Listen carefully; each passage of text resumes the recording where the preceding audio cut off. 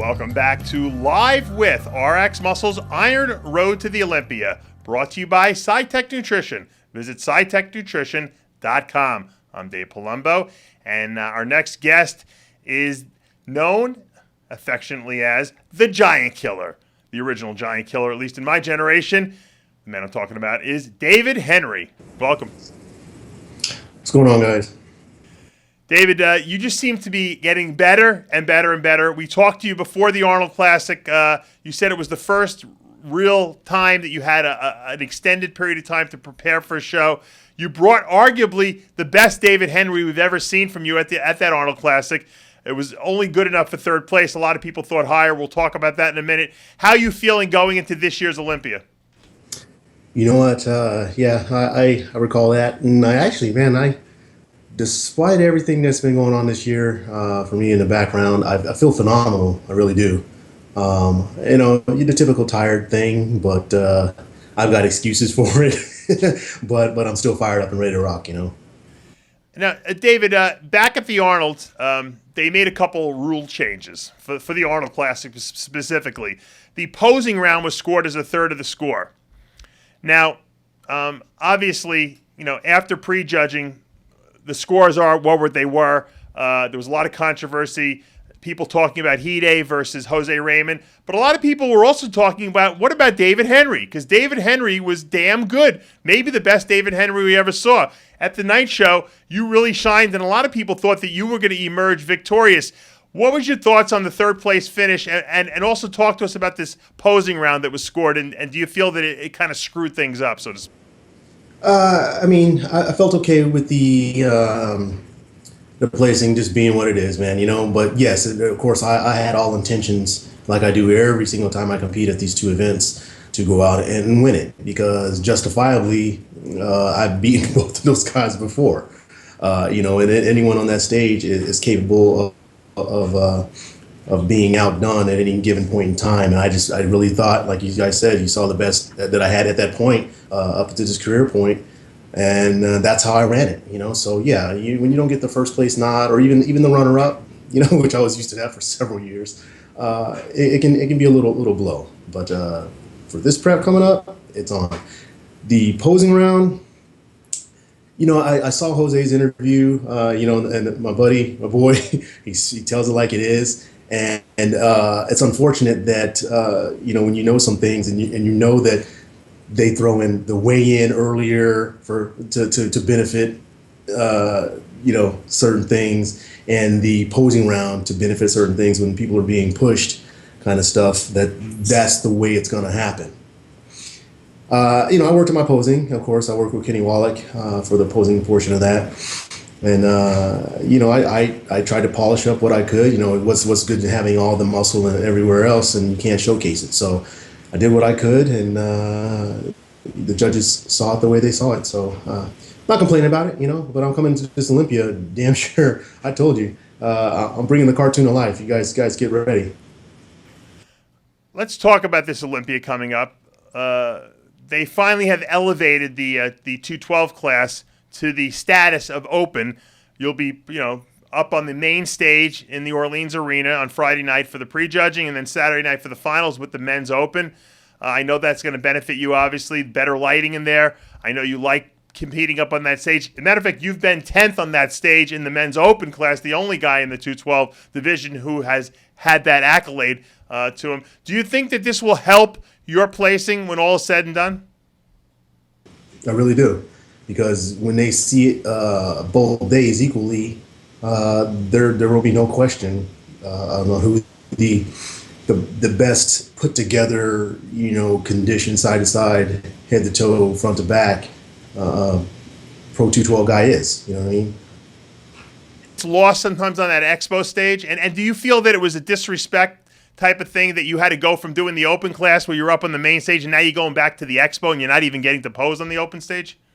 Yeah, man, it's kind of weird because the lighting there, despite how you want to try and make it up, the lighting in there is not going to nowhere close to equal what's on the Olympia stage. We know the Olympia and the Arnold have the best lighting in all the contests, hands down. I mean, Robin Chang's running these events, and he's got his crew on board with these lighting stuff, to where he brings them overseas even to some of these other shows to help them with their lighting. You know that this plays a critical role in how we present ourselves and how we look to the overall person sitting down there in the stage, the audience.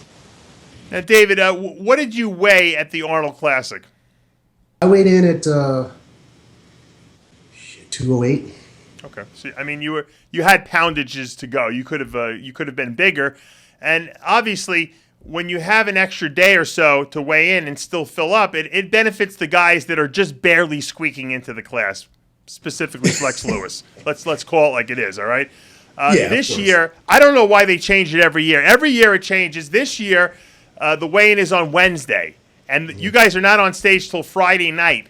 Why do you think they keep changing this around? Do you think that there's a reason they're doing it, like to benefit Flex, or is it just that they just arbitrarily change these weigh-ins every year? Again, I'm gonna play the safe route, and it's benefiting someone. It sure as hell ain't me. Unless I do win this shit, then yeah, great. But it's so weird how the certain things get changed at certain times. Then it just seems that it just benefits more than most on this. I'm gonna be close. I'll be fine. That Wednesday just happens to catch, the high point of my carb up, and unlike what Jose was saying, I'm not gonna eat myself to death. I'm one of those guys that I can still fill up on 1,000 grams of carbs and be flat. So for me, I need a lot, man, because my body sucks it up and keeps going. So I mean, if you think about it, it's a 212 show. I mean, why not weigh the guys in on Friday morning if you're competing on Friday night? I mean, wouldn't that be the right way to do it? Yeah, of course it'd be the right way to do it, man. But that would negate almost half those fools out there, especially the guys that come in wearing their 217 and then all of a sudden come back an hour later and mysteriously they're at 212. Give me a break, bro. I mean, I was born at night, but not last night. No shit. It should be possible to lose that. Yeah, I mean, it should be fair. Otherwise, you're starting to move into the open. 220 is an open guy already. So I just don't understand why they wouldn't hold the weigh-in. The morning of the show. It just doesn't make sense to me. Well, besides the fact, there's no enforcement of the fact. If you are over, you're done. It just be a DQ. You scratch. Sorry, that 17, 18 field of individuals gets narrowed down to 15 or 12, whatever it may be. If you're a pro and you've been at this level for that long, it behooves me that you or your coach can't get your shit straight to know that you got to weigh in and get yourself down to that point. Period. I don't care where it lands in the cycle of the week. Get it down to that point and be there. I agree 100%. Flex Lewis, via someone in his camp, texted me a message and said that Flex could win the show last week, okay, if he stepped on stage. That's how good he is this year. Do you believe that Flex Lewis is unbeatable this year? No. He's not unbeatable any year, and that's just it. I mean, everyone's riding the Flex Lewis train, and I get it. He's a great dude. He's a champion. He's a four-time 212 Mr. Olympia champion, and more respect to him for that, of course. But people forget that there's only 3 people on that stage, or actually two, that have had that trophy passed between them. I'm one of them. So you guys are seeing the best of what I got right now. And if they say he could have won last week, if you've seen these latest pictures, shit, I've been ready for 4 weeks. Tell me why David Henry beats Flex Lewis come next Friday. Because I have before, and that's just it. And nothing has changed other than our age. We've gotten older. We've gotten a lot wiser to training. We've gotten our diets more ironed out. I'm progressive getting better, man, and that's so weird. I should have been better earlier, but then you beg the question of how far do you have to go once you get great so early. I'm still happy, man. I'm still healthy, internally speaking, for all intents and purposes, and I'm pulling a Dexter Jackson. You know what I mean? I'm getting better, and you guys will see. I've never had shredded glutes 4 weeks out, bro. It's always been the last thing that I worry about coming in. I'm sitting in the rear right now, and they're in. You know, it's like, okay, if that was the telling tale of where Dave is at this point, that's where I am at this point. And I should be judged in the last best known condition and the improvements, correct? Well, let's call it as it is. My last known condition was the Arnold. I smoked that by several weeks already. Yeah. Wow. As far as the improvements, well, you guys are going to see that. Leg separation and hamstring improvement have been greatly noted and showcased. So that's where they want to see the improvements. That's how it should be judged. Why are you making such great improvements at the age of 40 plus all of a sudden? I mean, it's amazing. I mean, you're talking, but you're actually backing it up. I've seen your physique. I've seen it change. Why all of a sudden do you feel that you're making such good improvements at this stage of your career? Bro, I wish I knew. Just things are getting better. I'm training smarter. I'm listening to my body. I'm taking the time off as needed. You know, and man, contrary to popular belief, less is more.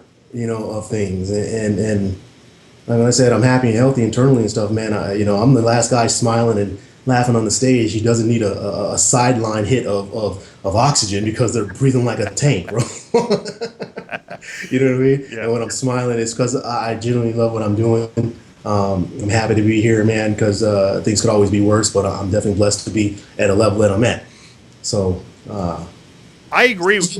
I agree with what you're saying. Less is better, and I say this to people all the time. People come to me and say, "I have a week this, I have a week that. Should I train it 2-3 times a week?" And I say, "No, train it less." I said, "Train it less. Less is more." Sometimes when a body part is weak, it's because you're not giving it enough rest. Have you found that to be the truth? that's actually, you know what, Dave, that is exactly true, man. We have decreased leg volume on things. I've dropped down a tier on the fortitude training. I was at tier 3 turbo, man, forever, and I just think that accompanied with my schedule, things I've been doing here up to this entire prep have was taking a hit because I didn't do any cardio. I haven't done any cardio for this prep, but was able to get in this type of shape. That's amazing. So, you're right, and I'm glad I don't have to do any damn cardio because it does suck. But Sometimes the those things cardio accompanied, depletes you too much, you know? We took it down, took the volume down, put the intensity up to where I'm spending less time on the lower half, but the improvements have been many and great.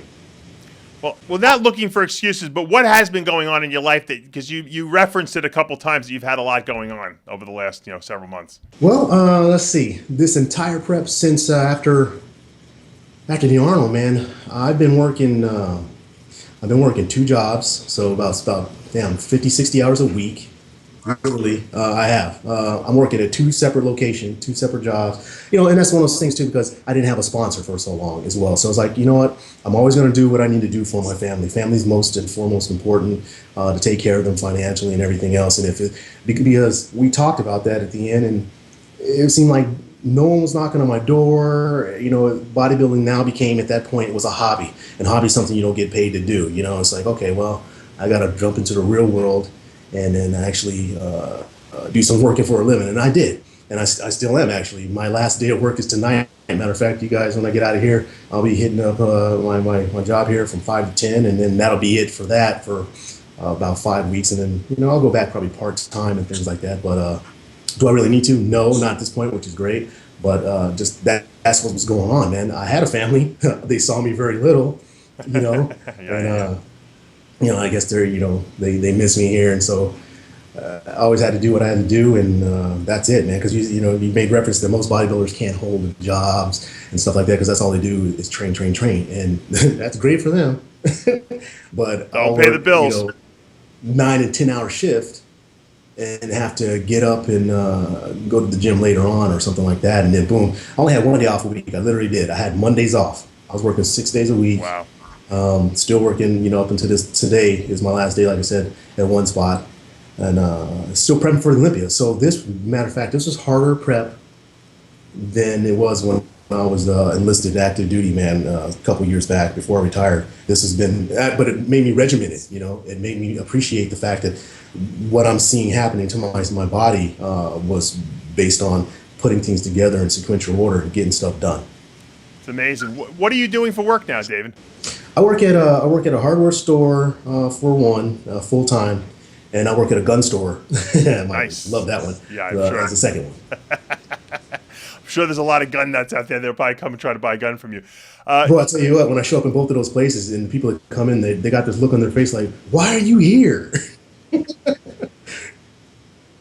Worked as a police officer for many, many years, even while he was Mr. Olympia. So, I mean, you got to pay the bills, and you have a sense of responsibility. You got a family, and I think people got to respect you for sucking it up and doing what you got to do. No one wants to work 60 hours a week, but to pay the bills, you'll do anything for your family. I'm the same way. I work a lot of hours, even though I'm on my own schedule. I'm still working a ton of hours, and my family suffers a little bit, and they get pissed off. But hey, we want to provide for. And give our family maybe the benefits we didn't have growing up. Yeah, most definitely. And I can appreciate your end too, man.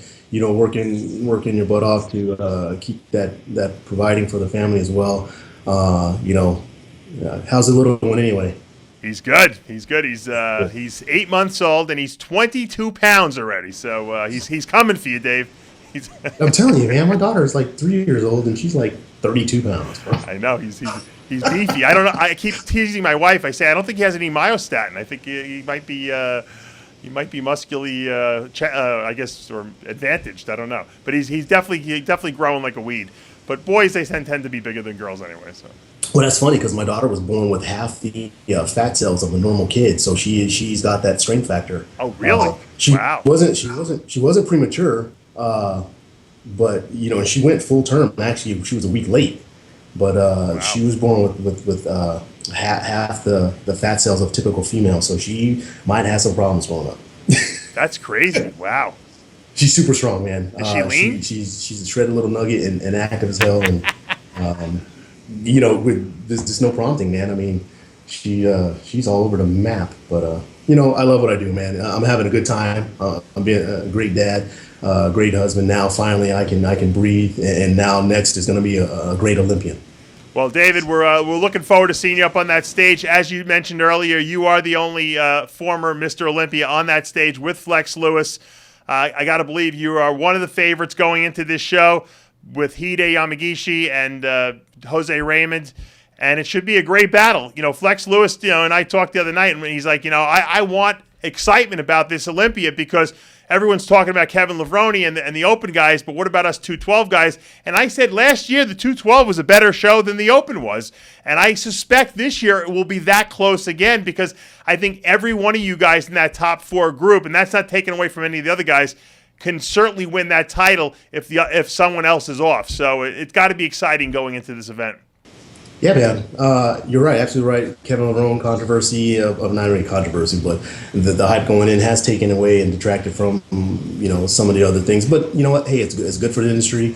Glad to see him coming back. I don't know him. I haven't talked to him on a personal level like that, but by all accounts, looking what's been posted and things, he's coming out, and that's going to be great to see. I don't know where he's going to place in that.